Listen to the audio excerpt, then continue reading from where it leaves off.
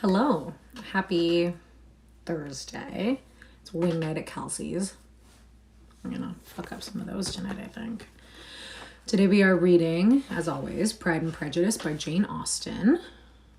Where's my bookmark? It's been quite a busy week at work. Okay, chapter 31. Where did we end off? Where did we end off? That's a great question.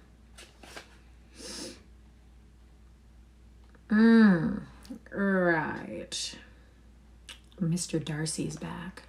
And I do not like Lady Catherine de Bourgh, or whatever the fuck her name is. I don't like her.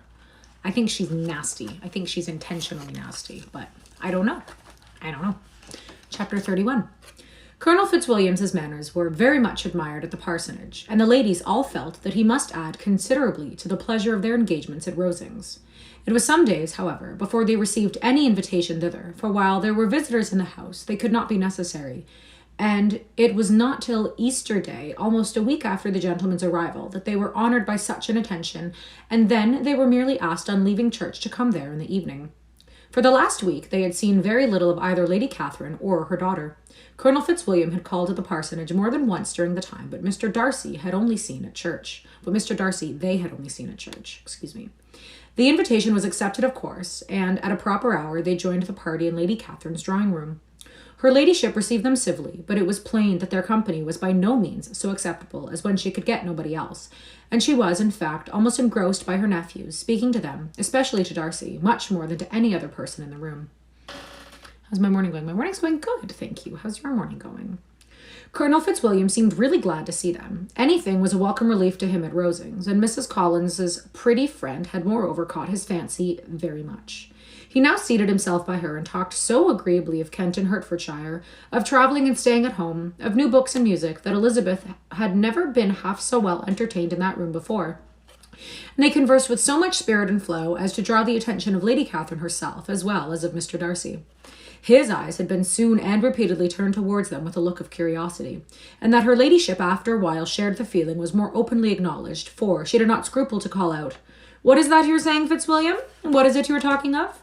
What are you telling Miss Bennet? Let me hear what it is." "We are speaking of music, madam," said he, when no longer able to avoid a reply. "Of music? Then pray speak aloud. It is of all subjects my delight."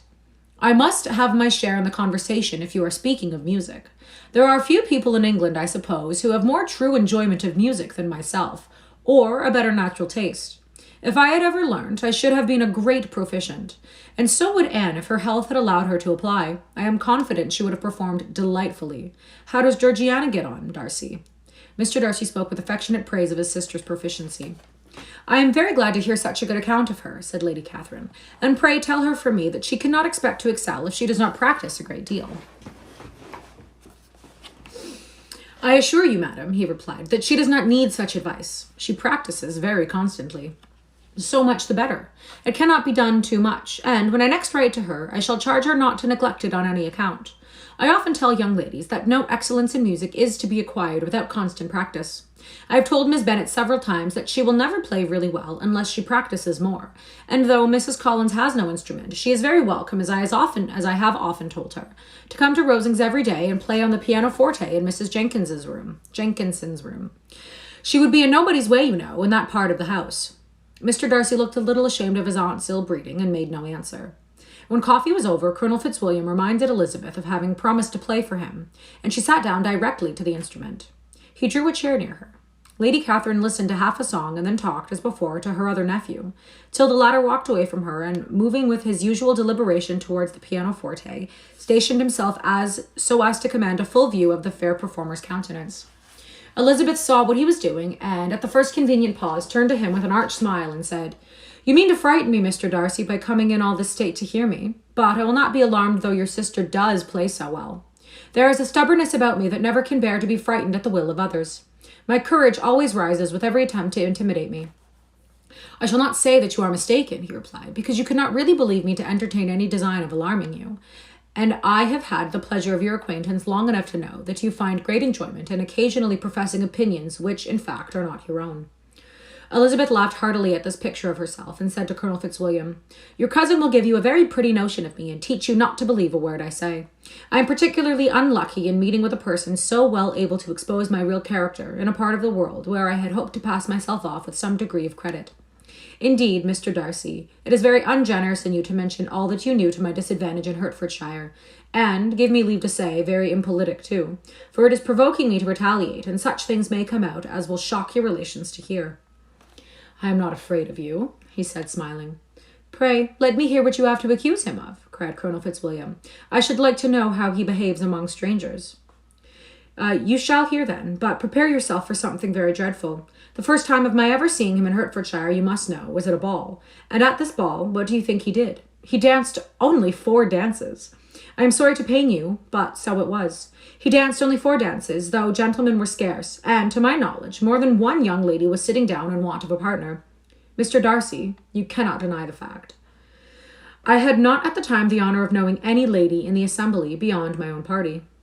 True, and nobody can ever be introduced in a ballroom. Well, Colonel Fitzwilliam, what do I play next? My fingers wait your orders. Perhaps, said Darcy, I should have judged better had I sought an introduction, but I am ill qualified to recommend myself to strangers. Shall we ask your cousin the reason of this? Said Elizabeth, still addressing Colonel Fitzwilliam. Shall we ask him why a man of sense and education, and who has lived in the world, is ill qualified to recommend himself to strangers? I can answer your question, said Fitzwilliam, without applying to him. It is because he will not give himself the trouble. I certainly have not the talent which some people possess, said Darcy, of conversing easily with those I have never seen before. I cannot catch their tone of conversation or appear interested in their concerns as I often see done. My fingers, said Elizabeth, do not move over this instrument in the masterly manner which I see so many women's do. They have not the same force or rapidity, and do not produce the same expression. But then I have always supposed it to be my own fault, because I would not take the trouble of practicing. It is not that I do not believe my fingers as capable as any other woman's of superior education. Darcy smiled and said, You are perfectly right. You have employed your time much better. No one admitted to the privilege of hearing you can think of anything wanting. We neither of us perform to strangers. Here they were interrupted by Lady Catherine, who called out to know what they were talking of. Elizabeth immediately began playing again. Lady Catherine approached and, after listening for a few minutes, said to Darcy, Miss Bennet would not play at all amiss if she practised more and could have the advantage of a lended master. She has a very good notion of fingering, though her taste is not equal to Anne's. Anne would have been a delightful performer had her health allowed her to learn. Elizabeth looked at Darcy to see how cordially he assented to his cousin's praise, but neither at that moment nor at any other could she discern any symptom of love, and from the whole of his behaviour to Miss de Bourgh she derived this comfort for Miss Bingley, that he might have been just as likely to marry her had she been his relation.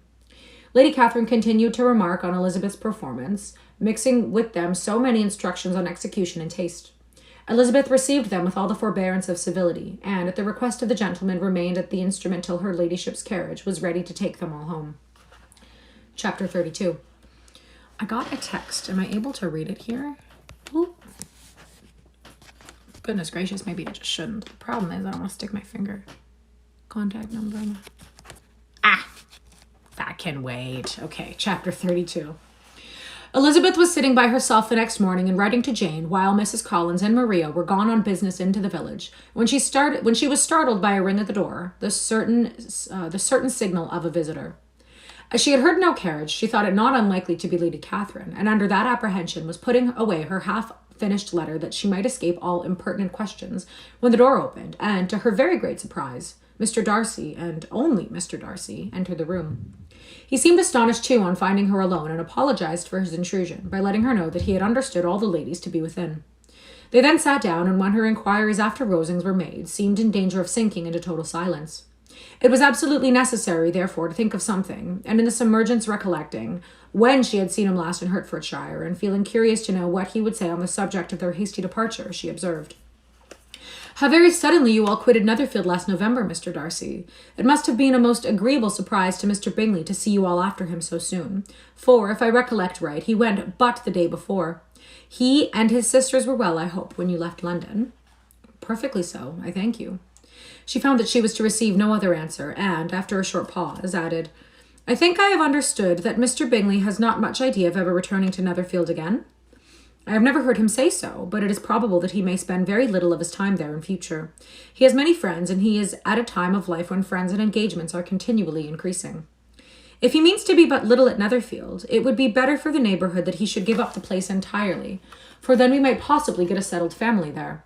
But perhaps Mr. Bingley did not take the house so much for the convenience of the neighbourhood as for his own, and we might expect him to keep it or quit it on the same principle. I should not be surprised, said Darcy, if he were to give it up as soon as any eligible purchase offers. Elizabeth made no answer. She was afraid of talking longer than his... Elizabeth made no answer. She was afraid of talking longer of his friend, and, having nothing else to say, was now determined to leave the trouble of finding a subject to him. He took the hint and soon began with, "This seems a very comfortable house. Lady Catherine, I believe, did a great deal to it when Mr. Collins first came to Hunsford." "I believe she did, and I am sure she could not have bestowed her kindness on a more grateful object." "Mr. Collins appears very fortunate in his choice of a wife."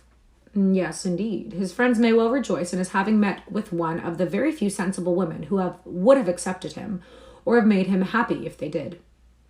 My friend has an excellent understanding, though I am not certain that I consider her marrying Mr. Collins as the wisest thing she ever did. She seems perfectly happy, however, and in a prudential light, it is certainly a very good match for her." I mean, like a cushion. A cushion for my buns. "It must be very agreeable to her to be settled within so easy a distance of her own family and friends." "An easy distance, you call it? It is nearly 50 miles. "And what is 50 miles of good road? Little more than half a day's journey. Yes, I call it a very easy distance." "I should never have considered the distance as one of the advantages of the match," cried Elizabeth.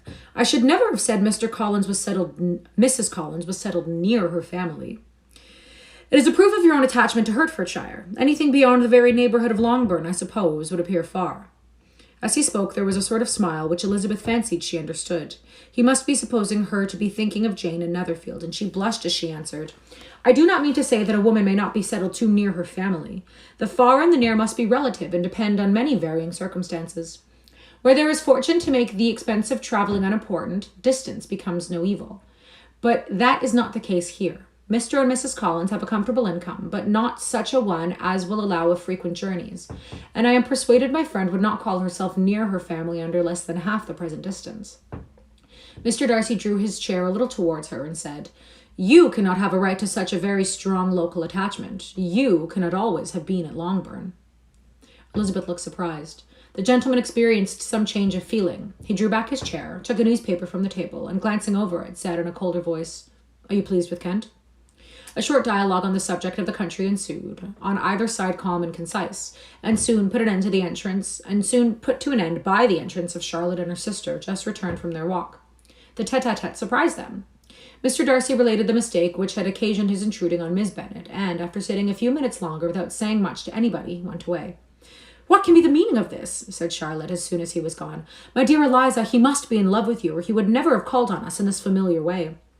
But when Elizabeth told of his silence, it did not seem very likely, even to Charlotte's wishes, to be the case, and, after various conjectures, they could at last only suppose his visit to proceed from the difficulty of finding anything to do, which was the more probable from the time of year.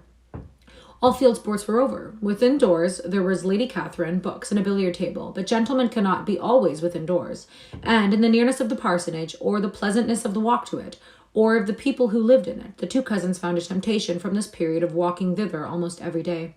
They called at various times of the morning, sometimes separately, sometimes together, and now and then accompanied by their aunt. It was plain to them that Colonel Fitzwilliam came because he had pleasure in their society, a persuasion which, of course, recommended him still more, and Elizabeth was reminded by her own satisfaction in being with him, as well as by his evident admiration of her former favourite George Wickham, and though, in comparing them, she saw there was less captivating softness in Colonel Fitzwilliam's manners, she believed he might have the best informed mind. But why Mr. Darcy came so often to the parsonage, it was more difficult to understand. It could not be for society, as he frequently sat there 10 minutes longer without opening his lips, 10 minutes together without opening his lips, and when he did speak, it seemed the effect of necessity rather than of choice, a sacrifice to propriety, not a pleasure to himself. He seldom appeared really animated. Mrs. Collins knew not what to make of him. Colonel Fitzwilliam's occasionally laughing at his stupidity proved that he was generally different, which her own knowledge of him could not have told her, and as she would have liked to believe this changed the effect of love and the object of that love, her friend Eliza, she set herself seriously to work to find it out. She watched him whenever they were at Rosings and whenever he came to Hunsford, but without much success. He certainly looked at her friend a great deal, but the expression of the look was disputable. It was an earnest, steadfast gaze, but she often doubted whether there was much admiration in it, and sometimes it seemed nothing but absence of mind.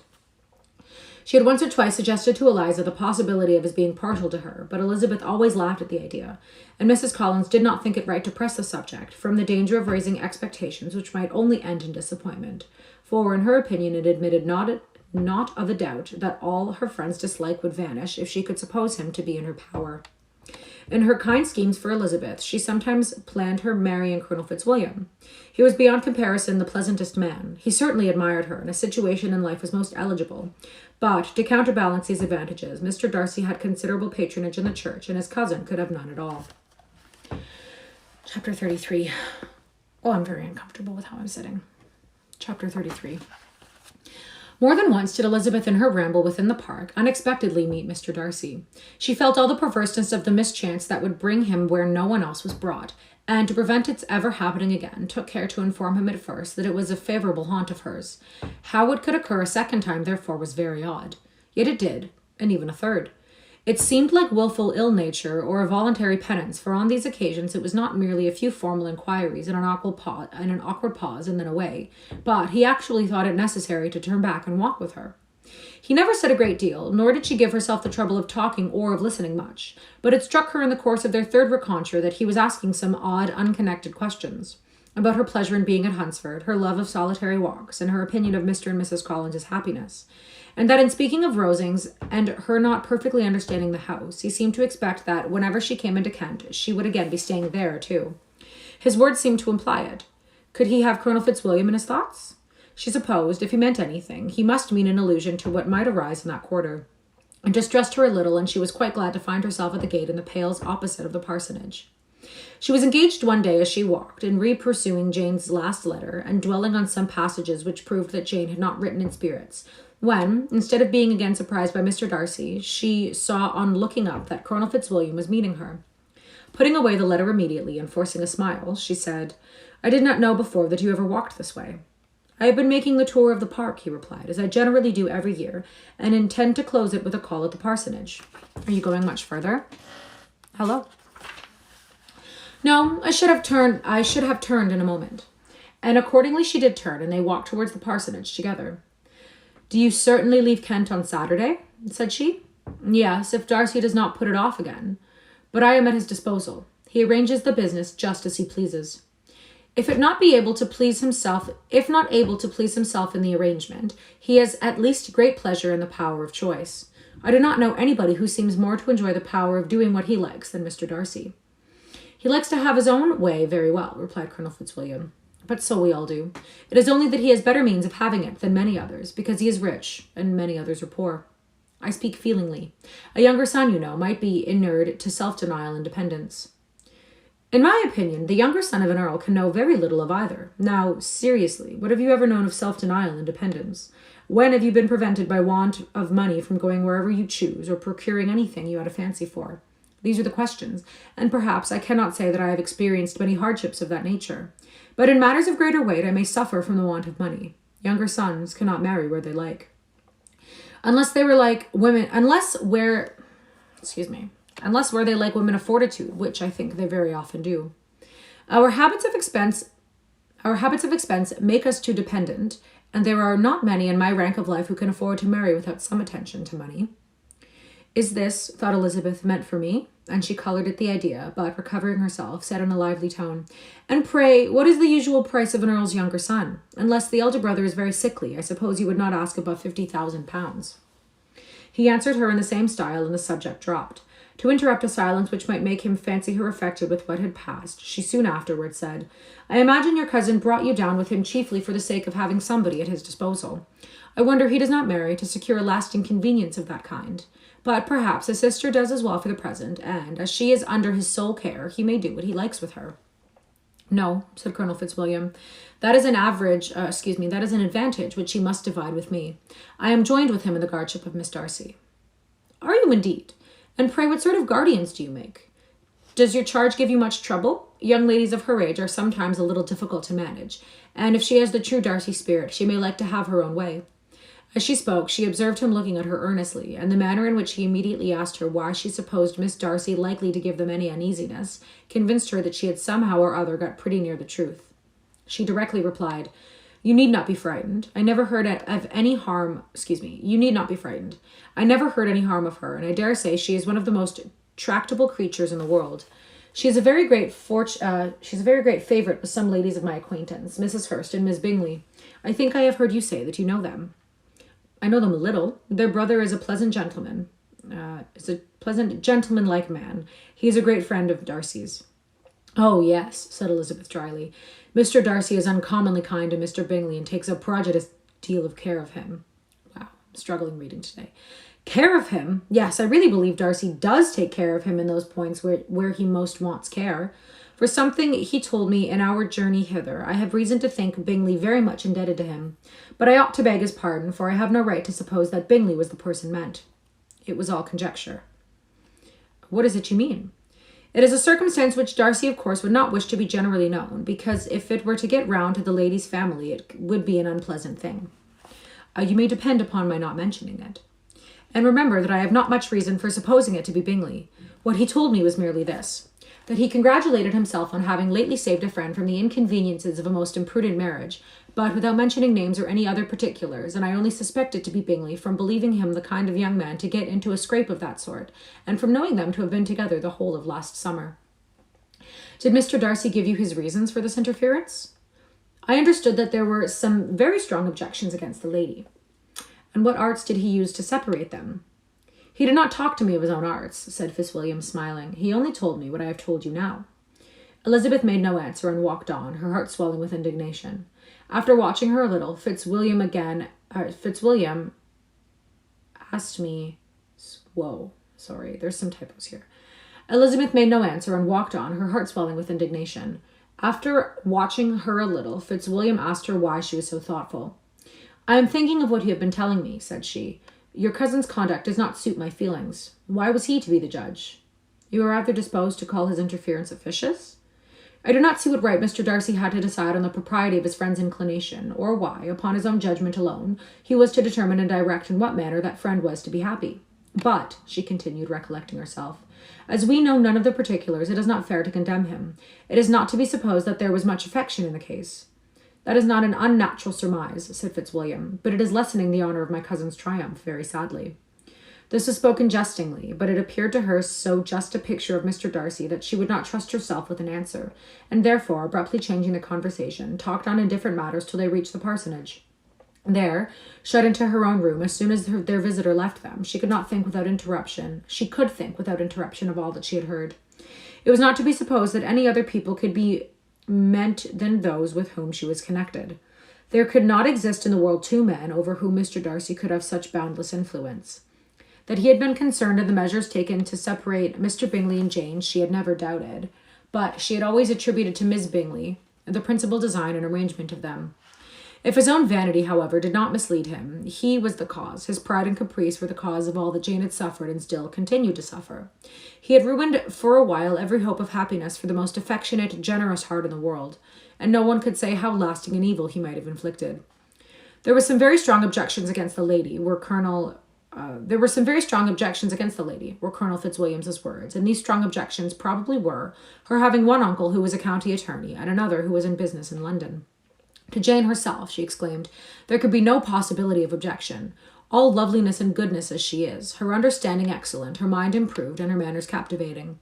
Neither could anything be urged against my father, who, though with some peculiarities, has abilities which Mr. Darcy himself need not disdain, and respectability which he will probably never reach. When she thought of her mother, indeed, her confidence gave way a little, but she would not allow that any objections there had material weight with Mr. Darcy, whose pride, she was convinced, would receive a deeper wound from the want of importance in his friends' connections than from their want of sense. And she was quite decided at last that he had been partly governed by his worst kind of pride, and partly by the wish of retaining Mr. Bingley for his sister. The agitation and tears which the subject occasioned brought on a headache, and it grew so much worse towards the evening that, added to her unwillingness to see Mr. Darcy, it determined her not to attend her cousins to Rosings, where they were engaged to drink tea. Mr. Collins, seeing that she was really unwell, did not press her to go, and as much as possible prevented her husband from pressing her. But Mr. Collins would not conceal his apprehension of Lady Catherine's being rather displeased by her staying at home.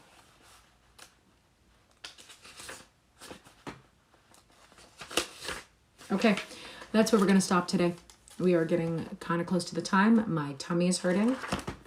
And that's that. I will be back tomorrow. Thank you so much for reading with me. Have a great day.